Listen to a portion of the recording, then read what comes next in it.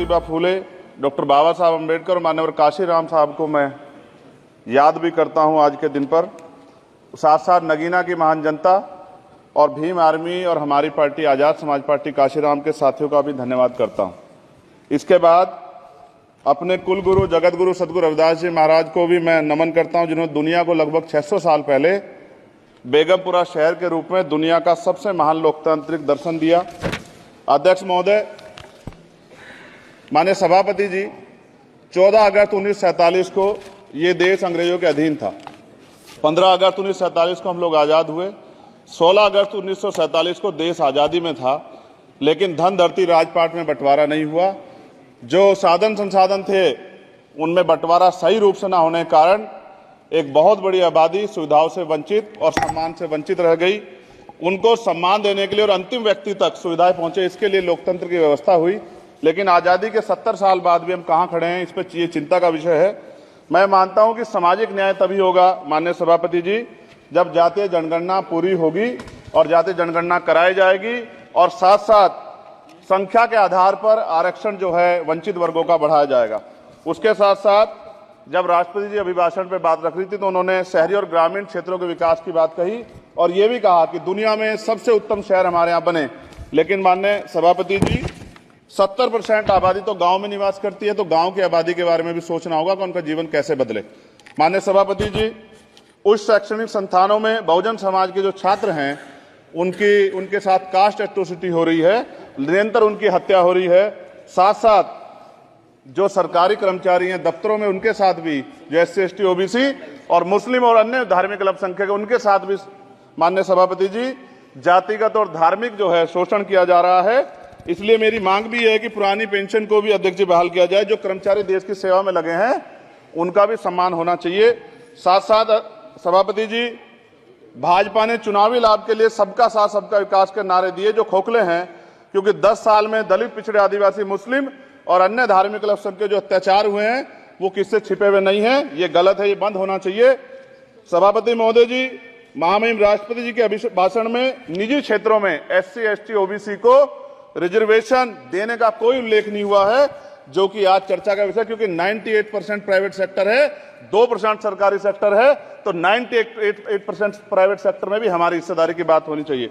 माननीय सभापति जी, आशा कार्यकर्ताओं, आंगनबाड़ी वर्करों, भोजन माताओं के वेतन वृद्धि पे भी कोई उल्लेख नहीं हुआ है, वो भी अभी नंगे, उन पर भी सोचना पड़ेगा।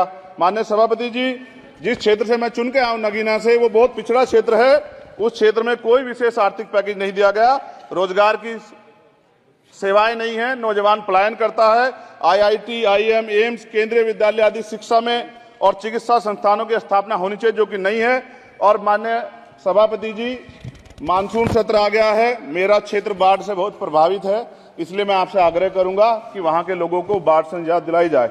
माननीय सभापति जी, चीन हमें आंख दिखा रहा है और लगातार हमारे देश की सीमाओं में घुसपैठ कर रहा है, इसलिए अग्निवीर योजना को हटाकर पुनः सेना भर्ती शुरू की जाए और साथ साथ भारत की सबसे प्राचीन व बहादुर रेजिमेंट में से एक चमार रेजिमेंट को पुनः बहाल करा जाए, ऐसा भी मेरा आपसे आग्रह है।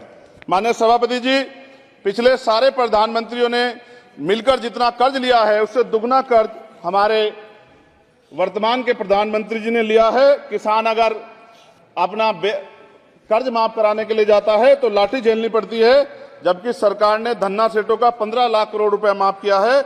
इस ओर हमें ध्यान देना पड़ेगा, हमारी आने वाली पीढ़ियों को ये कर्ज चुकाना पड़ेगा।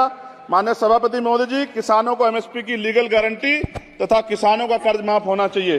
साथ साथ 2 अप्रैल 2018 को SC ST के बच्चों पे बहुत बड़े पैमाने पे मुकदमे लगे थे, वो हमारी लड़ाई सही थी, ये सुप्रीम कोर्ट ने माना और बाद में सरकार ने माना, वो मुकदमे तुरंत वापस होने चाहिए। माननीय सभापति जी, प्रेस जो है उस पर भी शिकंजा कसा जा रहा है। जो पत्रकार सरकार खिलाफ बोलता है नौकरी से हाथ धोना पड़ता है, और सोशल मीडिया हमारा हथियार है, उस पर तरह तरह के प्रतिबंध लगाए जा रहे हैं और विरोध करने वालों को सोशल मीडिया हैंडल भी सस्पेंड करा दिए जा रहे हैं। साथ साथ सभापति जी, पेपर लीक और परीक्षाओं के कैंसिल होने से देश के नौजवानों का भविष्य खतरे में है। नीट, यूपी सिपाही भर्ती सभापति जी और 69,000 शिक्षक भर्ती में आरक्षण घोटाला हुआ है, कोई पूछने वाला नहीं, खून के आंसू रो रहे हैं बच्चे, बेरोजगारी का दंश युवा झेल रहे हैं। इसलिए मेरा आग्रह है कि युवाओं के लिए कृपया समाप्त करें चंद्रशेखर जी। माननीय सभापति जी, मैं पहली बार बोल रहा हूं, आप कहेंगे मैं बैठ जाऊंगा, मैं आपकी बात, मैं संवैधानिक मर्यादा का पालन करूंगा, मगर हम तो माननीय सभापति जी सुन ही रहे हैं। आप बोलिए, 1 मिनट। धन्यवाद, धन्यवाद। 1 मिनट और बोलिए। अध्यक्ष सभापति जी, नारी सम्मान की बात करने वाली सरकार, हमने मणिपुर देखा सर, हमने पहलवान बेटियों का हर्ष देखा सर, और हमने सर हाथरस की बेटी का हर्ष देखा सर, और हाथरस के परिवार को जो वादा किया था सरकार ने वो भी पूरा नहीं किया। और महिलाओं में भी, स्पेशली दलित, पिछड़े और मुस्लिम वर्ग की, आदिवासी वर्ग की महिलाओं के साथ आज भी एनसीआरबी का डाटा कहता है सर जो जुल्म हो रहा है वो सहनीय नहीं है सर।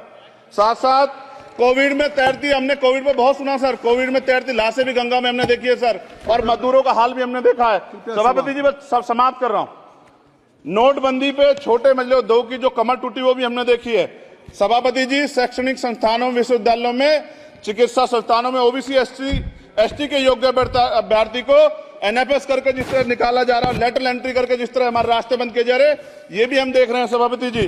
साथ साथ मेरा ये कहना है सर, ये सबका इशू है कि प्राइवेट कर्मचारी सर और सरकारी भी कई जगह पे 8 से ज्यादा घंटों से काम करते हैं, और उनको जो सर उचित वेतन भी नहीं मिलता, तो न्यूनतम वेतन 20,000 रुपए तय हो और 24 घंटे की ड्यूटी। उदाहरण के तौर पे यूपी पुलिस सर बहुत पूरा काम करते हैं वो लोग, वो राज्य के विषय हैं। आप सर मैं आपके राज्य सरकार के लिए भी आपके संज्ञान में डाल रहा हूं विषय सर। पुलिस सब जगह है सर, लेकिन सवाल ये है सर, बहुत पसीना बातें हैं, 8 घंटे की ड्यूटी और वेतन विसंगति, वोटर स्कीम से उनको जो बाहर किया जाए।